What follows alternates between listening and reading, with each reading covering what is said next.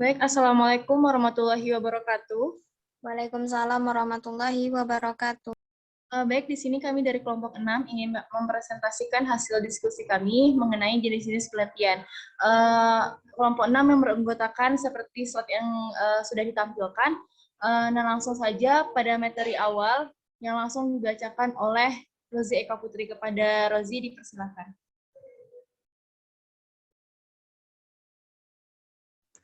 Baik, saya akan menjelaskan jenis-jenis penelitian berdasarkan jenis data penelitian.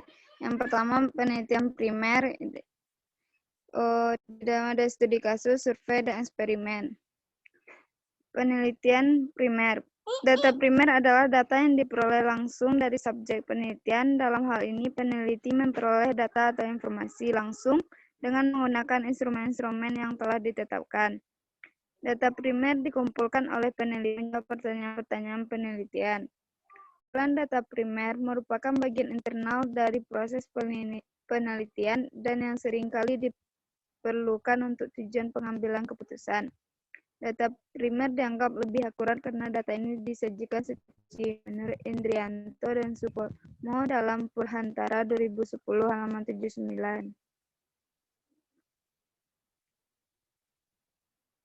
Sekian materi dari saya kembalikan.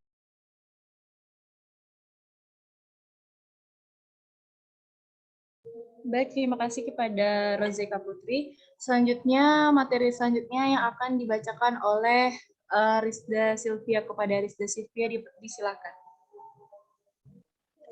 Baik, terima kasih kepada moderator. Baiklah, saya akan melanjutkan materi selanjutnya, yaitu mengenai studi kasus. Yang pertama,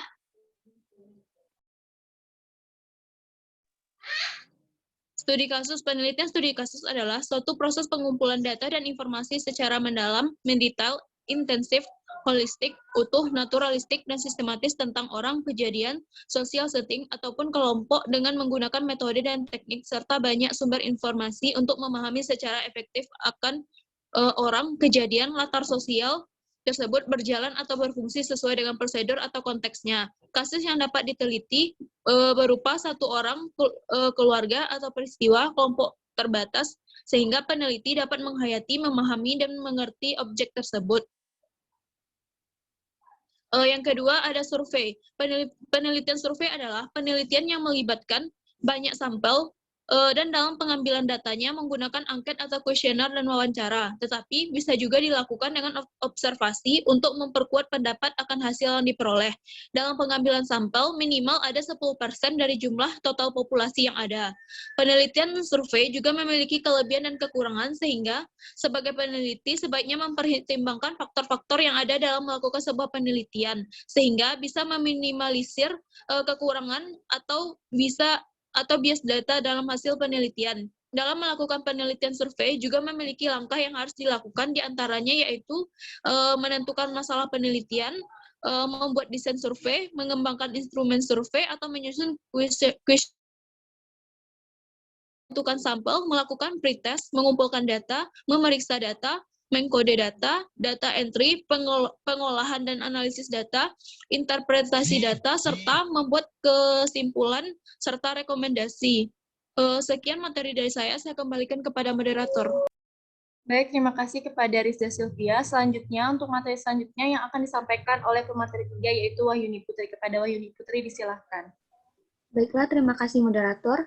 Selanjutnya saya akan menjelaskan tentang eksperimen.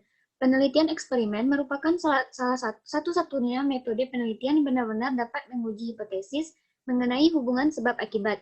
Selanjutnya, G tahun 1998 mengatakan bahwa metode eksperimen dapat mewakili pendekatan yang paling sahih dalam memecahkan masalah, baik secara praktis maupun secara teori. Di pihak lain, Donald Urey menambahkan bahwa umumnya penelitian eksperimen merupakan metode penelitian yang paling tangguh dalam pengujian hipotesis. Neil mengekspresikan metode eksperimen dalam bahasa logis yang disebutnya sebagai perbedaan atau method of difference. Ini berarti bahwa pengaruh variabel tunggal dapat diterapkan pada satu keadaan yang dapat ditaksir. Dalam penelitian ini, paling sedikit dapat dilakukan dalam satu kondisi yang dapat dimanipulasikan, sementara kondisi lain dianggap konstan dan kemudian pengaruh perbedaan kondisi atau variabel tersebut dapat diukur. Selanjutnya yaitu penelitian sekunder. Data sekunder merupakan data yang telah tersedia dalam berbagai bentuk. Biasanya sumber data ini lebih banyak sebagai data statistik atau data yang sudah diolah sedemikian rupa sehingga siap digunakan dalam statistik. Biasanya tersedia pada kantor-kantor pemerintahan, biro jasa data, perusahaan swasta, atau badan lain yang berhubungan dengan penggunaan data. Data sekunder umumnya berupa bukti, catatan, atau laporan historis yang telah tersusun dalam arsip atau data dokumenter yang dipublikasikan dan yang tidak dipublikasikan. Dalam penelitian ini, data sekunder didapat dari lembaga maupun perusahaan atau pihak-pihak yang berkaitan dengan penelitian ini. Indrianto dan Supomo dalam Purhantara mengatakan bahwa ada beberapa hal yang perlu diperhatikan oleh peneliti berkaitan dengan data sekunder, terutama berkaitan dengan keakurasian data. Sekian dari saya kembalikan pada moderator. Baiklah, terima kasih kepada Wahyudi Putri. Materi selanjutnya yang akan saya sampaikan sendiri mengenai penelitian studi kepustakaan. Penelitian kepustakaan merupakan suatu jenis penelitian yang digunakan dalam pengumpulan informasi dan data secara mendalam melalui berbagai literatur, buku, catatan, majalah, referensi lainnya, serta hasil penelitian sebelumnya yang relevan untuk mendapatkan jawaban dan landasan teori mengenai masalah yang akan diteliti. Semua penelitian memerlukan studi kepustakaan. Perbedaannya terletak pada fungsi, tujuan, dan kedudukan studi pustaka dalam masing-masing penelitian tersebut. Dalam penelitian kepustakaan, penelusuran pustaka lebih daripada sekedar melayani fungsi-fungsi persiapan kerangka penelitian, mempertajam metodologi, atau memperdalam kajian teoritis.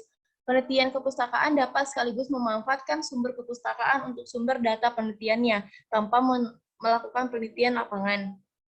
Lanjut. Kegiatan dalam penelitian kepustakaan ada 4 langkah. Yang pertama, menyiapkan alat perlengkapan.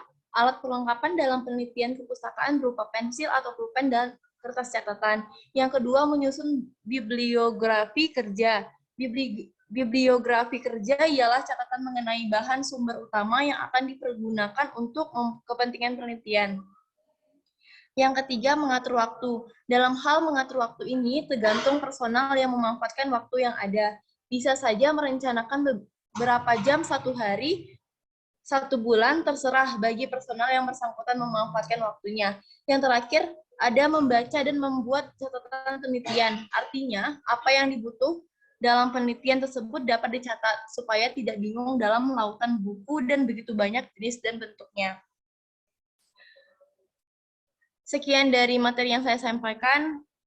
Mungkin dari kelompok 4, hanya sekian dari presentasi kali ini. Apakah dari teman-teman semua ada yang ingin bertanya atau ada yang ingin menambahkan? Jika tidak ada, langsung saja saya akhiri dari presentasi kelompok 6.